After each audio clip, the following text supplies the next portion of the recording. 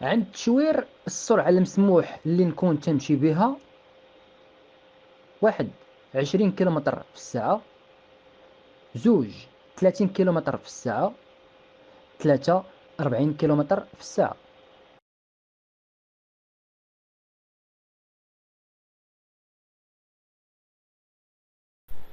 عند هاد التشوير اللي كنعنيو به هو هاد البلاكة ديال المنع اللي فيها خفيف السير الشرطة أولا خفيف السير الدرك. هذا السد القضائي الامني اولا كيتسمى البراج. حنا عندنا كنقولوا ليه براج. خاصنا نعرفوا هذا البراج فيه بزاف ديال الحوايج اللي كتعلق بالقانون، خاصك تكون عارفهم. علاش؟ باش فاش توصل للبراج ما تبقاش تخاف وتعرف اللي ليك واللي عليك. هذا السد القضائي او البراج كيشرفوا عليه رجال الشرطه وايضا الدرك الملكي. كيكون غالبا في المداخل ديال المدن. فما كتبغي تدخل شي مدينه جديده كتلقى دائما واحد البراج كيكون فيكس دائما كاين. عاده غندويو على البراجات اللي كيتحطوا يعني مؤقتين، يعني كيكونوا غالبا في المداخل ديال المدن. علاش؟ باش كيراقبوا اللي داخل واللي خارج. لا تكون شي سياره موضوع بحث يعني مسروقه ولا شي حاجه، ولا حتى المخالفات. يعني ممكن انه في هذاك المراقبه تكون شي مخالفه كتتعلق بالعربه يعني، وحتى الوثائق. وكيمكن لهم ايضا انهم يقبضوا على الاشخاص اللي تصدرت في حقهم يعني شي مذكرات بحث. بعد ما كياخذوا البطاقه الوطنيه وكيتصلوا عبر الجهاز الراديو. كاين اللي كيكون عنده متابعه بالنفقه، كاين اللي يعني بزاف د الحوايج اللي كيوقعوا في هذا البراج. يعني كيفاش خاصو يتحط هذا البراج هذا اللي كيتحطوا راه عندهم قواعد واللي منصوص عليهم في القانون. خاص الضباط ديال الشرطه والاعوان ديالهم وايضا الضباط ديال الدرك الملكي والاعوان ديالهم. يعني خاص لابد فاش يوقف عليك الدراكي اولا البوليسي، هذا راه قانون. خاص فاش يوقف عليك ويقول لك مراقبه، خاصو اول حاجه تكون عنده واحد الشاره، يكون عنده واحد البادج معلقو. هذا البادج فيه الاسم الشخصي والاسم العائلي والصفه ديالو، يعني الصفه ديالو في الامن او في الدرك. وايضا تكون الصوره ديالو ويكون الرقم المهني ديالو. ثاني حاجه هذا البراج راه خاصو يشيروا ليه، يعني عن بعد. ماشي تتقرب عاد تلقى البوليس، يعني عن بعد خاصهم يشيروا ليه سواء بالليل او لا حتى بالنهار. هذا حسب المواد من 5 حتى ل 11. يعني الماده 5 و6 و7 و8 و9 و10 و11. هذا من المرسوم رقم 2/10/419. هذا المرسوم اللي جا باش انه يأهل لنا القطاع ديال المراقبه الطرقيه. فراه هذا المرسوم الماده 8 منه كتمنع انه شي واحد من هاد الامنيين انه يدير باراج بلا ما يدير تشوير مسبق. ممنوع انهم يديروا شي باراج في شي فيراج ولا في شي طلعه ولا في شي هبطه ولا يديروا باراج فوق قنطره يعني ولا في شي نفق. هادشي ممنوع اليوم. هذه الماده 8 من المرسوم 2/10/419 اللي خاصهم يحترموه. وخاصهم يعلموك بالتشوير على بعد 200 متر خارج المدينه. يعني دائما كنقولوا خارج المدينه يعني فما كتدخل شي مدينه كتلقى باراج اللي هو فيكس، يعني باراج ثابت خصو يديروا لك التشوير على بعد 200 متر. اما البراجات اللي كيكونوا مؤقتين كيجيو يحطوهم هذوك خاصهم يديروا التشوير على بعد 100 متر. البراجات فيهم جوج ديال التشويرات، كاينه يا اما خفيف وكاينه اما قف. خفيف راه خاصك تمشي ب 20 كيلومتر في الساعه على الاكثر، يعني ما يمكنش تمشي بكثر منها. يعني اكثر سرعه تمشي بها هي 20 كيلومتر في الساعه، يعني ما خاصكش تفوتها. لانه فاش كتكون جاي للبراج ضروري غادي غتلقى اول حاجه 60 كيلومتر في الساعه، غتلقى 40 وغتلقى 20 وغتلقى خفيف. الدرك اولا الشرطه ضروري 60 40 20 خفيف. يعني خاصك فاش توصل للبلاكه ديال 20 هنا خاصك لابد تنتبه لذاك الرجل ديال المراقبه، كان بوليسي ولا كان دراكي. في حاله ما قال لك خاصك توقف، خاصك دير السينيال وتلتزم اقصى اليمين. ولا قال لك عطاك اشاره باش تمشي غتكمل السير ديالك. اما بالنسبه للقف راه خاص العجلات لابد يوقفوا وتبقى حاضي هذاك الامني هذاك البوليسي ولا هذاك الدراكي. يعني ضروري تسناه حتى يعطيك اشاره. الا عطاك اشاره باش انك توقف يعني توقف وقال لك يعني باش تنحاز باش يدير لك المراقبه، خاصك دير السينيال وتشد اقصى اليمين. في حاله العكس كتكمل الطريق ديالك. في حاله ما مشيتي وصلتي للبراج وما لقيتيش مثلا شي اشاره من هذاك الشرطي ولا من الدراكي باش يقول دوز، يعني في هذه السدود القضائيه البراج راه خاصك تسناه حتى يعطيك اشاره. راه كيكونوا هما باركين تماك في الباسي وفي الجهاز ديالهم، خاصك تسنى حتى يعطيك اشاره. لانه بعض المرات كيكونوا كيتاكدوا من شي معلومات، كيشوفوا البلاكه ديال الطوموبيل ديالك من بعيد. يعني خاصك تسنى حتى يعطيك اشاره. علاش؟ حيت قف كيف ما كتعرفوا راه الشكل ديالها راه 8 الاضلاع، والتوقف عندها راه هي مساله كيتحكم فيها القانون. وتحدات بشروط، يعني شروط ديال التوقف راه فيها ادوات واللي جات في المرسوم رقم 2/4/024. بالنسبه لهنا عند التشوير السرعه اللي نكون نستمشي بها مسموح بها راه هي 20 كيلومتر في الساعه. علاش كنلقاو 60 40 20 خفيف، يعني ما بين 20 كتكون اخر بلاكه اللي كتمنعك تمشي اكثر من 20. اذا هنا عند التشوير خاصك تكون ب 20، لان فوق من 20 كتكون سرعه كبيره ورجل المراقبه غيشوفك انت بسرعه كبيره وغيوقفك ويضطر يقدر يدير لك مخالفه، يعني لانك خاصك تكون جايب سرعه قليله اللي هي 20 وانت تعديت السرعه اللي هي محدينه. عندك تحديد السرعه ب 20 خاصك تكون ب 20 كم في الساعه اللي هي الجواب الصحيح رقم 1. معرفه نوع الوقود الخاص بالسياره ديالي نراجع شهاده تسجيل السياره، الجواب رقم 1. نشوف في باب الوقود، الجواب رقم 2. نسول محطة الوقود على أحسن وقود لهذه السيارة، الجواب رقم 3.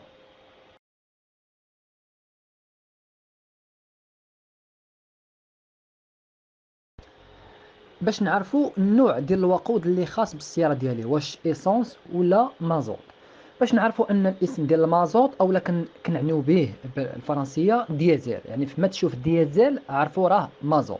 إذا باش نعرفوا النوع ديال الوقود اللي عندي في السيارة، واش خاصني نراجع الشهادة ديال تسجيل السيارة، الشهادة ديال تسجيل السيارة اللي هي الكارت غريز.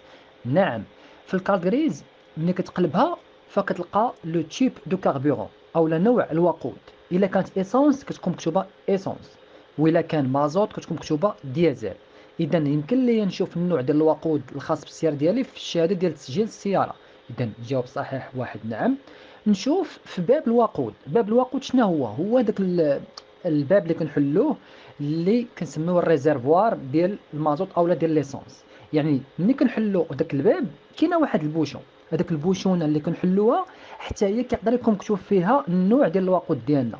فإلا كانت مازوت مثلا كتكون مكتوبه ديزل.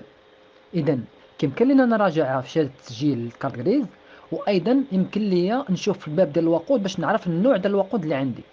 هنا نسول محطة الوقود على أحسن وقود لهذه السيارة. هنا لا ميمكنش نسول المحطة نقول لهم شنو هو أحسن حاجة لهذا الطوموبيل، واش ليسانس واش مازوت واش أنواع آخرين، ميمكنش. دونك الجواب الصحيح إلا بغيت نعرف النوع ديال الوقود كاينين جوج الحوايج، يا إما كنشوف الشهادة ديال تسجيل السيارة، يا إما كنشوف في الباب ديال الوقود اللي هو الجواب الصحيح رقم 1 و2.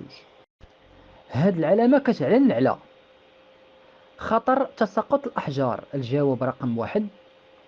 منعرج خطير، الجواب رقم 2. ممنوع التجاوز، الجواب رقم 3.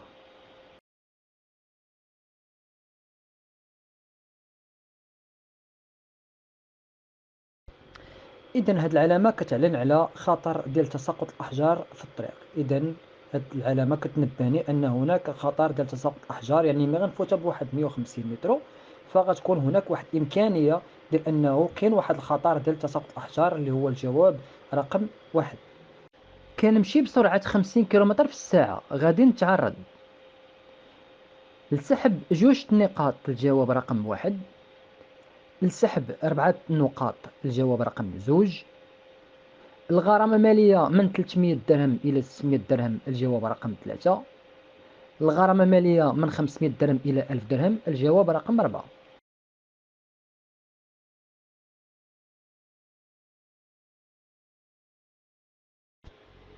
في هذا السؤال ديما خاصني نشوف الصورة والصياغة ديال السؤال.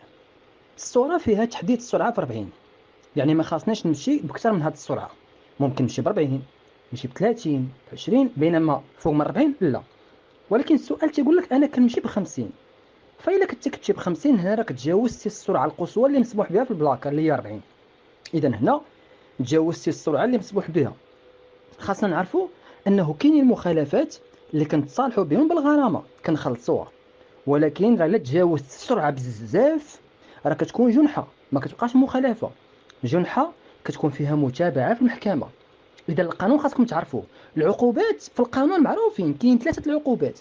كاين المخالفات، ممكن مخالفة الرادار، الضوء احمر، الصمتة، مخالفة البني، مخالفة أي حاجة عشوائية، وهذا الشيء كنخلصوها بالفلوس يعني الخطية. ولكن كاينين الجنحة، الجنحة فيها الخطية وفيها الحبس، والجناية فيها الحبس وفيها حتى الخطية. اذا القانون خاصكم تعرفوا انه كيسمح لكم تجاوزوا السرعه القصوى. مثلا عندك 80 بغيتي تمشي بكثر من 80، القانون عاطيك هذه الامكانيه. بغيتي تمشي بكثر من 120 عاطيك الامكانيه، ولكن القانون تيقول لك تجاوز لي السرعه اللي عندك القصوى، ولكن غير ب 10%، ولكن راه في حدود 7 كيلومتر في الساعه. كيفاش؟ دابا انت غادي مثلا ب 40 هنايا، بغينا نتجاوزوها قانونيا هاد ال 40، كيقول لك القانون تجاوز السرعه 40 ولكن ب 10%، ولكن في حدود 7. نشوف 10%، 10% ديال 40 شحال؟ هي 4. اذا 40 زائد 4 هي 44. اذا هنا ممكن نمشي ب 44 كيلومتر في الساعه، يعني عندك الحق تمشي ب 44. مثلا عندي بلاكه فيها 60، 60 شحال؟ النسبه ديال 10% ديالها هي 6. اذا 60 نزيدوا على 6 هي 66. اذا هنا ممكن نمشي ب 66، ولكن الا شدك الرادار ب 67 راها مخالفه. اما الا كانت عندي تحديد السرعه في 80 والقانون تيقول لك 10% ممكن تمشي بها، يعني 10% ديال 80 هي شحال؟ هي 8. اذا شحال؟ 88. ولكن لا، راه مخالفه، حيت شدك الرادار ب 88 راه مخالفه. علاش؟ حيت يقول لك القانون 10% ولكن في حدود 7 كيلومتر، يعني اقصى حد ممكن تجاوز فيه السرعه هي 7 كيلومتر في 7 كيلومتر في الساعه. بمعنى 80 10% ديالها هي 8، 88 لا، اذا تولي 87، يعني اقصى حد هو 87. غادي عندي السرعه 90 غنمشي ب 97، لوطوروت 120 ممكن نمشي ب 127. هذا القانون كما كتلاحظوا معايا اللي كيعطيك الحق، يعني في 10% انك تجاوز السرعه بشرط يعني ما تفوتش 7 كيلومتر في الساعه. هذا هو الحد اللي مديرينه، يعني تجاوز السرعه القصوى ب 10% ولكن في حدود 7 كيلومتر في الساعه. اذا في السرعه عندنا 40 وانت مشيتي ب 50، ياك؟ القانون ديال المخالفات كيقول لك؟ تيقول لك هاد تحديد السرعه راك تجاوزتيها، ولكن بشحال تجاوزناها؟ ب 10، يعني ب 10 كيلومتر هنا. اذا كان خاصني باش ما تكونش مخالفه شحال كان خاصها تكون؟ حنا غادي ب 40 خاصها تكون 44. اذا انا مشيت ب 50، يعني هنا عندي مخالفه. وهنا كيقول لك في المخالفات الا فتي السرعه القصوى، مثلا هنا 40 فتيها بقل من 20 كيلومتر، يعني شنو هي اقل من 20؟ يعني هي 19. يعني مثلا كنتي غادي ب 40 وفتي هذاك 40 غير ب 19 كيلومتر، يعني هي 59، اذا هذه كتسمى مخالفه من الدرجه الثالثه اللي كنخلصوا فيها من 300 درهم حتى 600 درهم، ولكن ما كيمشيش لك النقاط. هذه الا فتي السرعه مثلا غادي ب 60 فتيها غير ب 19 كيلومتر، يعني ما تفوتش ب 20، يعني حدك حد 19. هذه مخالفه من الدرجه الثالثه كنخلصوا فيها من 300 حتى 600 درهم. اما هذا ال 40 الا زدتي عليها من 20 كيلومتر، لا اش قلنا في المخالفه الثالثه؟ ما تفوتش 19 كيلومتر، يعني حدك حد اقل من 20 هي 19 كيلومتر. اما الا فتي هاد 40 من 20 كيلومتر حتى الاقل من 30 كيلومتر، يعني من 20 حتى 29 كيلومتر، يعني مشيتي حتى ل 59، مثلا 40 قلنا الحد حتى 29 كيلومتر فوق من 40 هي شحال؟ يعني هي 59. هنا غادي تعرض المخالفه من الدرجه الثانيه اللي كتخلص عليها من 500 حتى 1000 درهم وكيتسحب لك جوج ديال النقاط. اما الا تجاوزتي هاد السرعه اللي هي 40، يعني من 30 حتى الاقل من 50 يعني 49، بمعنى هاد 40 فتيها بكثر من 30 كيلومتر حتى ل 49 كيلومتر، يعني مثلا 40 مشيتي حتى ل 89، هذه كتسمى مخالفه من الدرجه الاولى، كتخلص عليها من 700 حتى ل 1400 درهم وكتسحب لك 4 النقاط. يعني هذه فيها الغرامه ماليه اللي هي كبيره، وايضا فيها سحب النقاط اللي هي 4 النقاط. اما الا كنتي كتسوق هنا فوق من 90 كيلومتر، يعني تجاوزتي السرعه المحدده فوق 50، يعني السرعه اللي انت غادي بها 40 فتيها بكثر من 50 كيلومتر، هنا كتولي جنحه. جنحه كيحيدوا لك 6 نقاط وكيوقفوا لك المركبه ديالك، يعني كاين التوقيف. والرخصه ديال السياقه كيحيدوها لك من شهر حتى 3 شهور، والغرامه الماليه كتكون من 4000 درهم حتى ل 8000 درهم. دونك الا فتي السرعه اللي عندك في البلاك الا فتيها يعني فوق من 50 كيلومتر، مثلا غادي ب 80 ومشيتي ب 130، هاد كتولي جنحه كيحيدوك 6 نقاط، كيوقفوا لك الرخصه ديال السياقه من شهر حتى 3 شهور، والغرامه الماليه من 4000 درهم حتى 8000 درهم. اذا هنا الا ما تجاوزناش السرعه بكثر من 19، حنا هنا فتنا غير ب 10. اذا لما فتناش السرعه ديالنا بكثر من 19 كيلومتر، فما كيتمسح حتى شي نقطه، وبالتالي هنا عندنا غير غرامه ماليه اللي من 300 درهم الى 600، لانها مخالفه من الدرجه الثالثه، ما خاصش نتعدى السرعه القصوى، يعني اللي 40 ما نفوتاش ب 19 كيلومتر. اذا الجواب الصحيح رقم 3. الاختيار الجيد للعجلات كيزيد من استهلاك الوقود. الجواب رقم 1. كيحسن من أمان المركبة. الجواب رقم 2. كينقص من التلوث الضوضائي. الجواب رقم 3.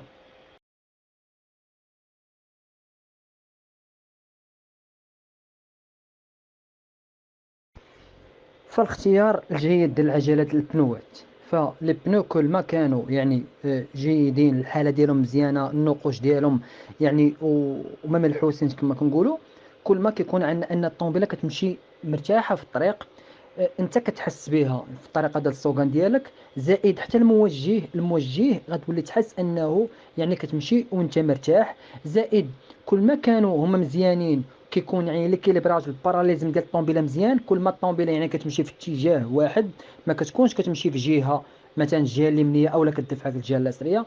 فكل ما كان الاختيار جيد العجلات، كل ما انه كينقص لك من استهلاك الوقود. يعني هنا عندنا كيزيد من استهلاك الوقود، لا ما يمكنش انت عازل البنوات مزيانين وغيزيدوك في استهلاك الوقود، بالعكس، العكس وصحيح. واش كيحسن لك من امان المركبه؟ بطبيعه الحال، لانه كل ما كانوا البنوات مزيانين كل ما غيكون عندك واحد الامان مزيان يعني في الكبح. يعني ملي غتكون غادي واخا تكون بعض المرات السرعه، فكيكون يعني الكبح احسن من العجلات اللي هما كيكونوا يعني في حاله غير جيده. فملي كيكونوا العجلات مزيانين كيكون الفران مزيان فيهم، وايضا من كينقصوا لك من داك الصداع اللي كنقولوا حنا من هنا، من التلوث الضوضائي. يعني كيكونوا البنوات اللي ما منقوشينش مزيان، فكيبداو يسمعوا الصوت بزاف في الطريق، علاش كتكونوا غاديين كتشوفوا بعض المرات الطاكسيات وداكشي كيديروا شي اصوات، يعني من دوك العجلات اللي كيكونوا ما مزيانينش. اذا الاختيار الجيد للعجلات كينقص لنا من استهلاك الوقود. هنا في الجواب كيحسن لنا من امان المركبه، وكينقص لنا من التلوث الضوضائي. الجواب الصحيح 2 و3. هاد الوضعيه ديال اليد امنه. الجواب رقم 1. خطيره. الجواب رقم 2. كتسهل التحكم في المركبه. الجواب رقم 3.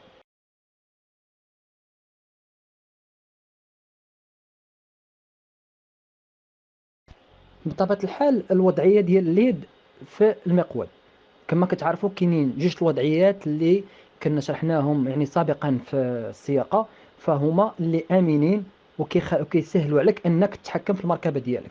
فالوضعية الأولى هي 9 3، يعني 9 وربع، أو 10 وجوج، 10 وقسمين. فإن اعتبرنا المقود على شكل ساعة، فالمسكة الصحيحة هي كنمسكو ما بين 9 و3 و10 وجوج.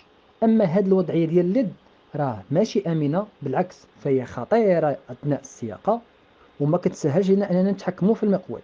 إذا الجواب الصحيح هنا أنها خطيرة. الجواب الصحيح رقم 2. عند علامة قف من الواجب نوقف. الجواب رقم 1. نكمل السير ديالي. الجواب رقم 2.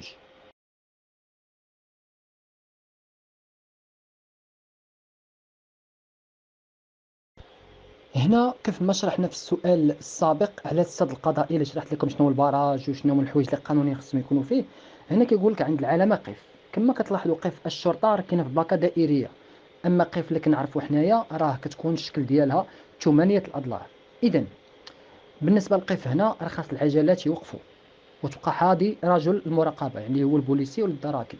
هنا في حاله ما بدا كيدير لك بيدو بحال هكا زيد وانت باقي ما وصلتيش للقف، راه ما خاصكش توقف. راه كاين اللي كيقول لك غيقول بني راه لو وقفتي يدير لك مخالفه. علاش؟ لان الاشاره ديال الشرطي كتلغي لي اي تشوير، كتلغي لي قف، كتلغي لي الضوء الخضر، وكتلغي كلشي. الا قال لك الضوء خضر وقف راه غتوقف.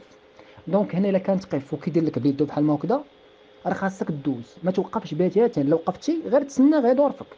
اذا هنا باش نكونوا متفقين، اذا بالنسبه للقف العجلات الا ما عطاناش اشاره خاصنا نجيو للقف العجلات يوقفوا ونبقى حاضي. عطاني اشاره باش نتوقف، يعني باش نوقف في البراج، خاصني نزير على اليمين، ندير السينيال ونزير على اليمين، وديك تسنى وديك الساعه نتسنى يجي عندي نعطي له ورقه مسائل. في حالة ما تلقيتيش اشاره من التراكي ولا من الشرطي، اذا خاصك تسناه لانه هو كاين. غتسناه حتى يعطيك اشاره، تسناها تقريبا واحد 30 ثانيه وكاك 40، لانهم كيكونوا بعض المرات خدامين، كيكونوا كيشوفوا في واحد الروجيستر، كيشوفوا الطومبيلات لي روشيرشي اللي كيقلبوا عليهم، خاصو يتاكد. مادام ما عطاكش اشاره اذا راه هو باغي شي حاجه. فإلا تعطل تقريبا فوق 30 ثانيه يمكن لك انك دير ليه شي اشاره باليد ديالك اولا تكلاكسوني عليه، ولا كان بالليل عطيه الضوء يعني باش يعطيك اشاره باش تمشي. اذا الا ما عطاكش اشاره فما تحركش، هو ما غاديش يخليك، اكيد ما يخليكش، يعني تقريبا واحد 20 حتى 30 ثانيه من بعد ديك الاشاره. اهم حاجه، واش من الواجب نوقف؟ لا ماشي من الواجب، لان عندي شرطي اللي كيعطيني اشاره بليدو خاصني نزيد، اذا خاصني نكمل السير ديالي. ما يمكنش هو كيعطيني اشاره ونجي عند البلاكه ونوقف. اذا الا كان الشرطي كيعطيني اشاره بحال هكا باليد ديالو في الباراج، خاصني نكمل السير ديالي، اللي هو الجواب الصحيح رقم 2. كتجدد شهاده تسجيل المركبه كل 10 سنوات. نعم الجواب رقم 1، لا الجواب رقم 2. كل عملية شراء أو بيع المركبة. نعم الجواب رقم 3، لا الجواب رقم 4.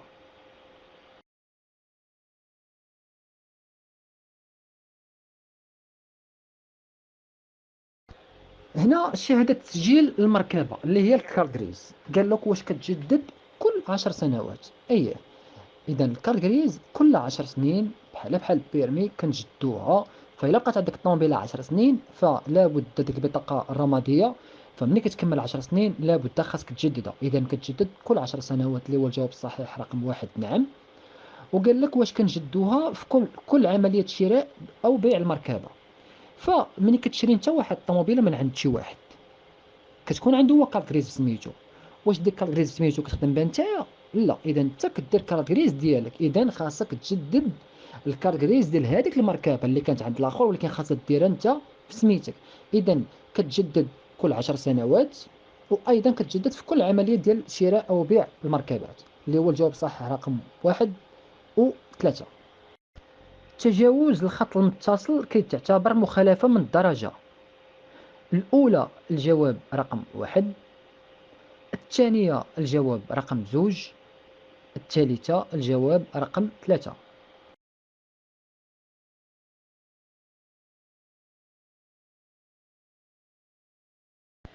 فهاد السؤال عندنا المخالفة ديال التجاوز ديال في الخط المتصل. فإلا دوبلتي كان الخط متصل إذا هذه مخالفة، ومخالفة من الدرجة الأولى، لأنها كتكون فيها خطورة كبيرة لا عليك ولا على أصحاب المركبات الآخرين.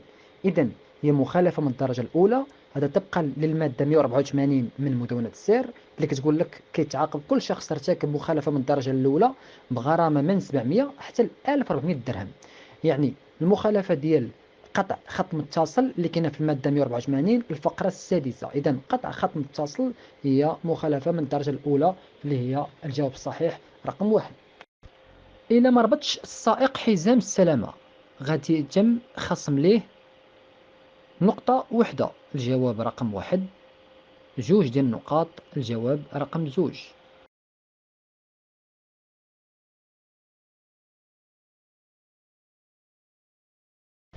عدم احترام إجبارية استعمال حزام السلامة كتعتبر مخالفة من الدرجة الثانية. إذا هذا القانون مدونة السير اللي المادة 185 كتقول لك أنه يعاقب بغرامة من 500 إلى 1000 درهم كل شخص كيرتكب مخالفة من الدرجة الثانية اللي كتدخل في الإطار ديالها عدم احترام إجبارية استعمال حزام السلامة، اللي الرقم الترتيبي ديال المخالفة رقم 30، والنقاط اللي كيتم الخصم ديالها من رخصة السياقة ديالك هي نقطة واحدة. إذا عدم احترام إجبارية استعمال حزام السلامة كيتم خصم نقطة من الرصيد ديالك، وهي كتعتبر مخالفة من الدرجة الثانية اللي كتعاقب بغرامة من 500 إلى 1000 درهم. إذا الجواب الصحيح رقم 1.